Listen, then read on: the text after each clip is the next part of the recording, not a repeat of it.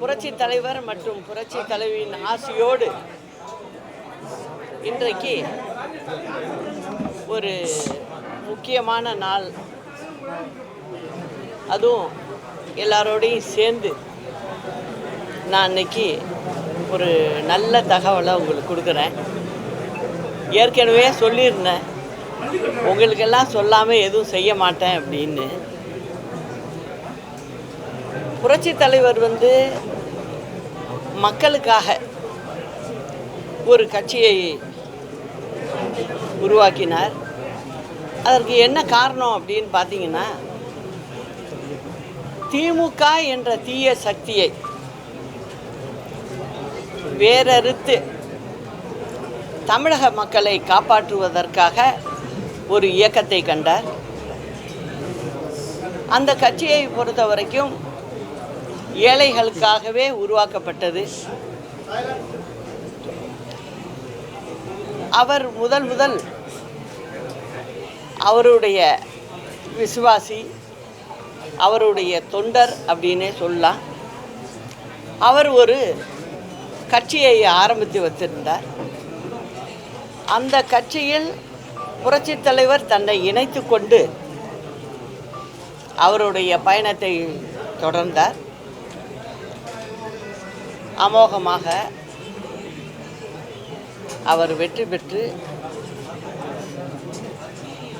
தமிழக மக்களுக்காகவும் அவருடைய கழக தொண்டர்களுக்கு நல்லது செய்யணும் அப்படின்னு செஞ்சு காட்டினார். அவருடைய ஆட்சி காலத்தில் அவரை தொடர்ந்து புரட்சி தலைவி அம்மா அவர்களும் புரட்சி தலைவரின் கொள்கைகளை அடிபிறலாமல் எடுத்து மக்களுக்கு வேண்டிய நல்ல திட்டங்களை எல்லாம் கொடுத்தாரு. அம்மாவுடைய ஆட்சி காலத்தில் பெண்களுக்கு பாதுகாப்பானதாகவும் பெண்கள் முன்னேறுவதற்கான திட்டங்களையும் நிறைய கொடுத்தார். அம்மாவுடைய மறைவுக்கு பிறகு எல்லாம் தலைகீழாக மாறிடுச்சு. இந்த தமிழ்நாட்டு மக்களை இந்த திமுக என்ற தீய சக்தி கசக்கி பிழிந்து கொண்டிருக்கிறது. இதையெல்லாம் பார்த்த நான் இதற்கு ஒரு முடிவு கட்ட வேண்டும் என்ற எண்ணத்தில்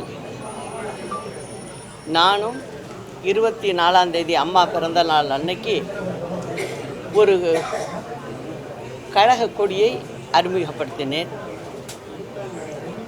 தலைவருக்கு அன்னைக்கு ஒரு தொண்டர் ஒரு இயக்கத்தை ஆரம்பித்து வச்சிருந்தார், கட்சியை. அந்த கட்சியில் தலைவர் தன்னை இணைத்து கொண்டு அந்த கட்சியை நடத்தினார்.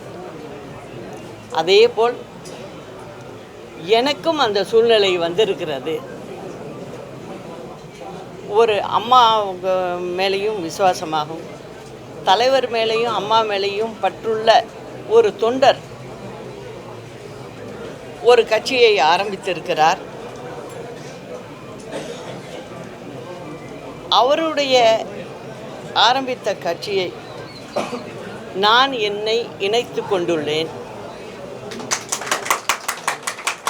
அந்த கட்சியினுடைய பெயர் அனைத்திந்திய புரட்சி தலைவர் மக்கள் முன்னேற்ற கழகம்.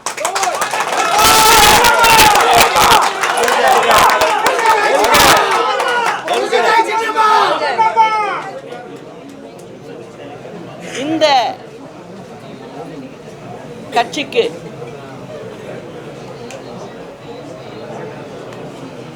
உள்ள சின்னம்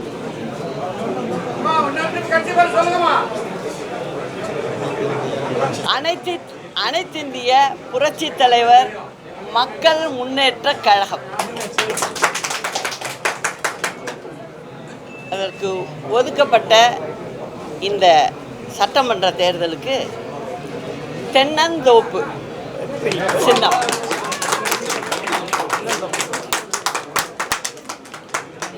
இதுதான்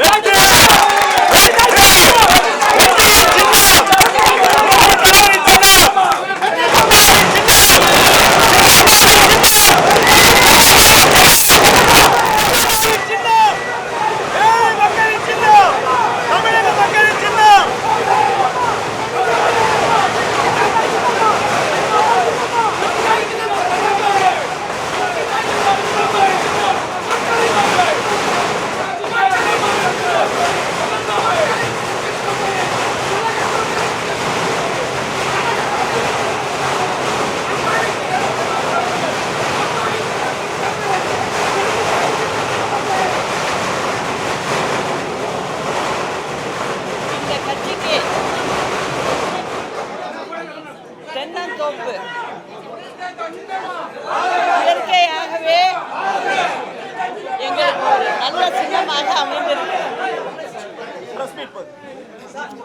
நல்லா அதில் கவனிக்கணும். நீங்கள் அந்த சின்னத்தில் நாங்கள் எப்போதுமே ஒற்றுமையை விரும்புகிறவங்க, எல்லோரும் ஒன்றாக இருக்கணும் அப்படிங்கிற எண்ணத்தை தவிர வேற எண்ணமே எனக்கு கிடையாது. அதனால நான் மக்களோடு இருப்பேன் என்றும், அதற்கு இந்த சின்னமே ஒரு சான்று. ஒரு கூட்டு குடும்பம் போல் இந்த சின்னம் அமைந்திருக்கிறது. இது மக்களோட சின்னம் அப்படிங்கிறதையும் சொல்லிக்கிட்டு, வரும் சட்டமன்ற தேர்தலில் தமிழ்நாடு மற்றும் பாண்டிச்சேரி இரண்டிலும் அனைத்திந்திய புரட்சித் தலைவர் மக்கள் முன்னேற்றக் கழகம் சார்பில் தென்னந்தோப்பு சின்னத்தில் வேட்பாளர்கள் வருவார்கள். அது உங்கள் வீட்டு சின்னம், அது மக்களுக்கான சின்னம். நிச்சயமாக தமிழ்நாடு மக்கள் எங்களோடு இருப்பார்கள். பாண்டிச்சேரி மக்களும் எங்களுக்கு ஆதரவு தருவார்கள் என்று சொல்லி, அண்ணா நாமம் வாழ்க, புரட்சி தலைவர் நாமம் வாழ்க, புரட்சி தலைவி அம்மா நாமம் வாழ்க. நன்றி, வணக்கம்.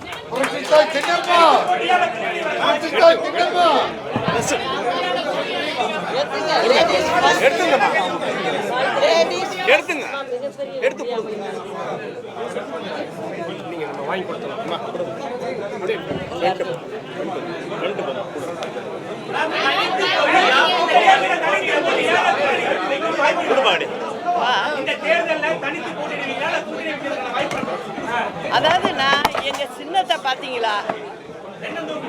தென்னந்தோப்பு எத்தனை மரம் இருக்கு. அதனால நாங்க எப்போதுமே ஒரு தோப்பு அப்படிங்கிறத தான் நினைப்பில் வைப்போம்.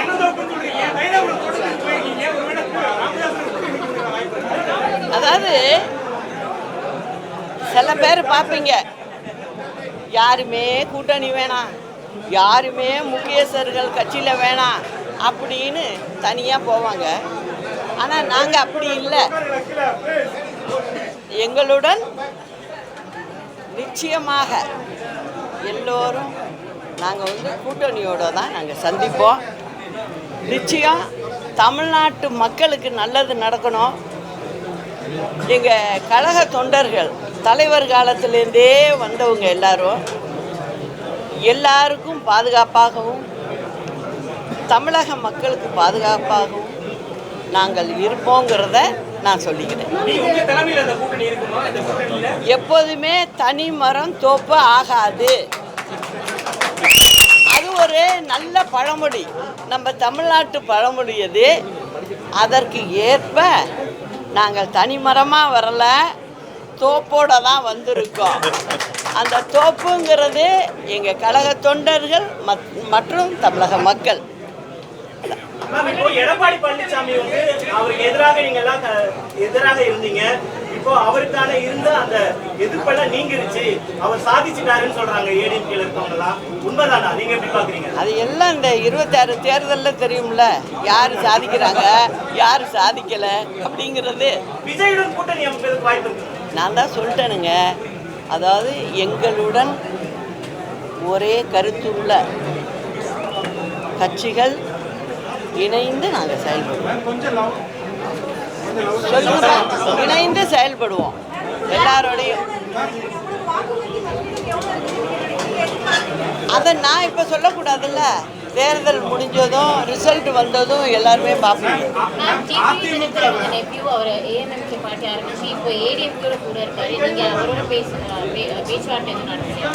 அதாவதுங்க, ஒரு கட்சி அப்படின்னா அவங்களுடைய மனசு எப்படியோ அப்படி அவங்க செயல்படுவாங்க. நான் அதை பற்றி ஒன்றும் சொல்கிறதுக்கு இல்லை. ஆனால் என்னை பொறுத்த வரைக்கும் இந்த கட்சின்றதும் சரி, எதுக்காக நம்ம ஆரம்பிக்கிறோம், எதுக்காக செய்கிறோம் அப்படிங்கும்போது எல்லாமே என்னை பொறுத்த வரைக்கும் மக்கள் தான். அதனால் மக்களுக்கான ஒரு கட்சியாக நாங்கள் இயங்குவோம், நாங்கள் செயல்படுவோம். சரி, எம்ஜிஆர் புரட்சி தலைவர் எம்ஜிஆரோட செயல்களாகவும் சரி, கட்சி ஆரம்பிக்கிறேன் நீங்க சொல்லியிருக்கீங்க. இப்போ இதோட என்னன்னா வந்து கோரிக்கைகள் இப்போ ஜனங்கள்கிட்ட ஆல்ரெடி பேச்சுவார்த்தை நடந்துட்டு இருக்கா, இல்லை என்ன மாதிரி கோரிக்கைகள் நீங்க எதிர்பார்க்கிறீங்க? இருக்கு ஜனங்கள்கிட்ட நான் இப்போ சுற்றுப்பயணம் மேற்கொண்டால் ஜனங்கள்கிட்ட நான் நேரடியாக பேசுவேன். அவங்களுடைய குறையெல்லாம் நிறைய கேட்டுது, அதை பற்றியெல்லாம் பேசுவேன்.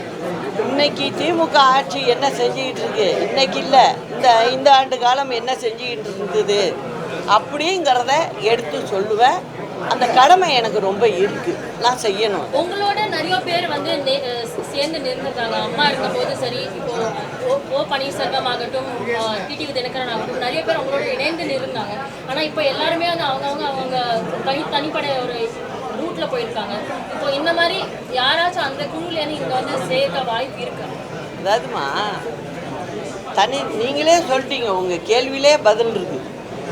தனித்தனி குழுவாக போயிட்டு இருக்காங்கங்கிறீங்க. இப்போ ஒருத்தவங்க ஒரு ரூட்டில் போய் நான் அங்கே போகிறேன் அந்த ஊருக்குன்னு சொல்கிறாங்க, நான் ஒரு நேர் வழியில் போயிட்டுருக்கேன். அப்படி தான் இதை எடுத்துக்கணும். பிரதான ஆளுங்கட்சி பிரதான எதிர்க்கட்சி ரெண்டு பேரையும் வீழ்த்த முடியும் நினைக்கிறீங்களா? உங்க கூட்டணியை என்னங்க, திமுகவையும் அதிமுகவையும் உங்களால் வீழ்த்த முடியும்னு நினைக்கிறீங்களா? என்னை பொறுத்த வரைக்கும் மக்களுடைய பிரச்சனை தான் பிரதானம். அதை சரியாக செய்யலை, இவங்க யாருமே செய்யலை. அந்த செய்யலைங்கிறத நான் மக்கள்கிட்ட போய் கேட்பேன், எடுத்து சொல்லுவேன், சொல்லி நாங்கள் வாக்குகளை பெறுவோம்.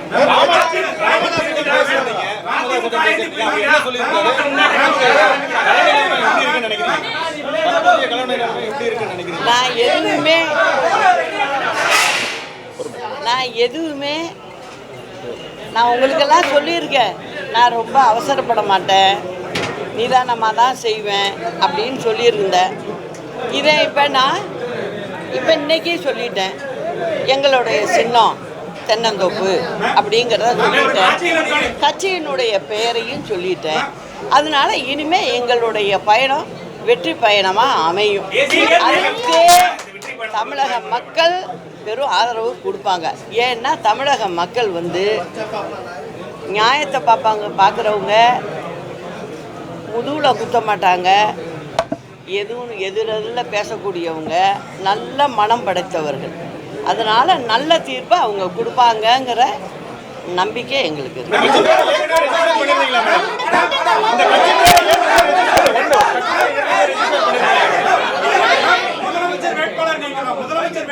அதாவது சொல்கிறத கேளுங்க, மக்கள் தான் இறுதி எஜமானர்கள்.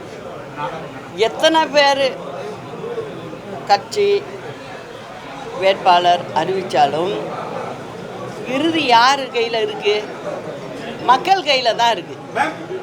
அதனால் நிச்சயமாக அந்த மக்கள் நல்ல தீர்ப்பை கொடுப்பாங்க, நல்ல ஆட்சியாக இருக்கும். இது வரைக்கும் சொல்லுங்கள், அம்மா இப்போ இல்லை. ஆனால் ஒவ்வொரு வீட்லேயும் போய் கேளுங்க, ரோட்டில் நடந்து போகிறவங்கள்ட்ட கேளுங்க, என்ன சொல்கிறாங்க? அம்மா ஆச்சு வேறங்க அப்படிங்கிறாங்க. இதை நாங்களாக சொல்லி கொடுத்தோம்? அம்மா நல்லது செஞ்சாங்க, அதை மனதார பாராட்டு விதத்தில் மக்கள் சொல்கிறாங்க. இதுதான் நிதர்சன உண்மை.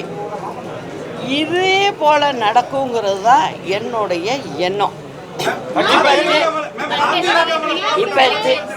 இப்போ திமுகவை பொறுத்த வரைக்கும் 5 வயசு பெண் குழந்தையிலேருந்து மூதாட்டி வரைக்கும் இப்போ 2-3 மாதத்தில் பார்த்தீங்கன்னா அவ்வளோ கற்பழிப்பு நடந்திருக்கு. ரோட்டில் பகலில் போகும்போதே வெட்டுறான், நொங்கு சீவுற மாதிரி சீவிட்டு போயிட்டுருக்காங்க. இதையெல்லாம் அவங்களுக்கு பார்க்க முடியலை. அவங்க என்ன செய்கிறாங்க? ஒரே வேளை இந்த 5 ஆண்டு கால ஆட்சியை ஒரு விளம்பர ஆட்சியாக கொண்டு போனது மட்டும் இல்லாமல் அவங்க தன்னுடைய திமுகவை வளர்க்குறதுக்கு அவங்க என்ன பண்ணிட்டாங்க? இந்த மக்களில் ஏமாற்றி ஆட்சிக்கு வந்திருக்காங்க. அந்த ஆட்சியை ஓட ஓட விரட்டுறது தான் எங்களோட வேலை.